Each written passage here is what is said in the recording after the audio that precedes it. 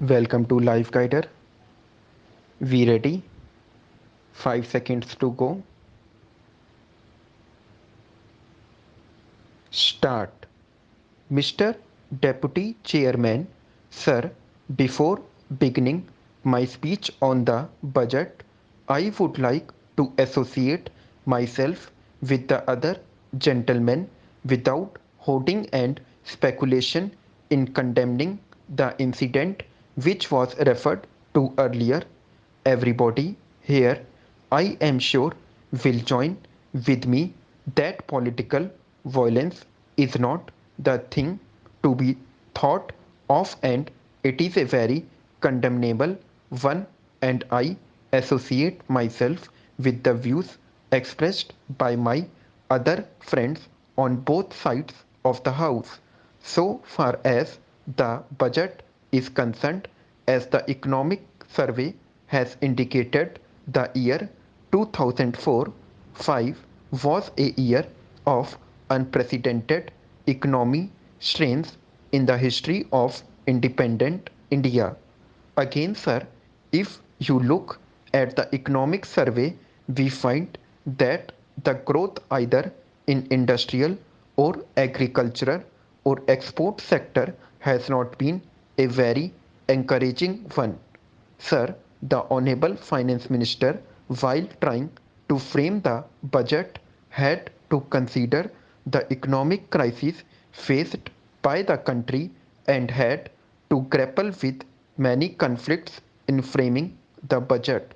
I should like to say here, to a considerable extent, he has made a commendable effort in order to see that some incentives will be provided both for industrial as well as agricultural growth, which has been rather stagnant for years in this country. Sir, the problems of inflation, economic stagnation, and mounting unemployment, and almost a halt in the industrial and agricultural growth have been facing the country for the last several years, and these have to be broken. But I wonder whether the proper way to tackle these serious problems is to follow the same old path of increasing indirect taxation and budgetary deficit. If you look at the figures, we find the deficit of rupees 126 crores, which was estimated by the previous finance minister for the year 2004-5, has now revealed itself not to remain at rupees 200 crores, but has actually risen to rupees 600 crores, even though I admit that a substantial part of it is because of food, fertilizer, and oil imports, which in any case had to be done and which may not add to the inflationary tendencies. One wonders whether the current overall deficit can be kept at rupees 400 crores as estimated and reduced to rupees 200 crores with massive taxation of rupees 300 crores. Sir, the inflationary nature of this massive dose of taxation has to be very seriously viewed, especially in view of the second dose of import with which the finance minister had to come out in the middle of the last year, which amounted to nearly rupees 100 crores. Again, the impost of the previous finance minister for resource raising on top of the previous one, which gathered nearly rupees 800 crores to rupees 1000 crores by way of central taxes, railway taxes, post and telegraph levies, and also taking into consideration the many deficit budgets of the different states, I am sure will result in back-breaking burden for the people.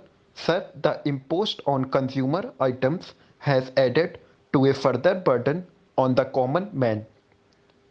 The only justification which I can see for the additional taxation will be found in the hope of raising the plan outlay by about 23% to rupees 6,000 crores, and it is a welcome feature, particularly so when the outlay is substantially for agriculture and energy resources, and I commend that efforts of the Honorable Finance Minister. Sir, we find that agriculture and the energy resources have been stagnating for a couple of years, and the investment there has not been a considerable one. So far as agriculture is concerned, I would like to associate myself with the views expressed by my honorable friend who has gone into greater details of the position with regard to the agriculture in a country which has more than 70% of the people living in rural areas.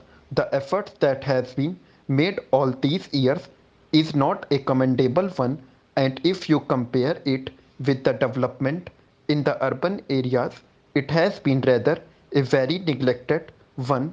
Sir, even with regard to the organized sector in wages and other amenities, there is always hesitation, and they will be in a position to get relief, and we always find that the demand is for linking the wages to the raising cost of living. But what happens in the case of the agriculturist? As a man living in a rural areas, he has no hope whatever be the raising cost of living. He has to eke out a living with whatever he can produce out of the parity piece of land that is available to him.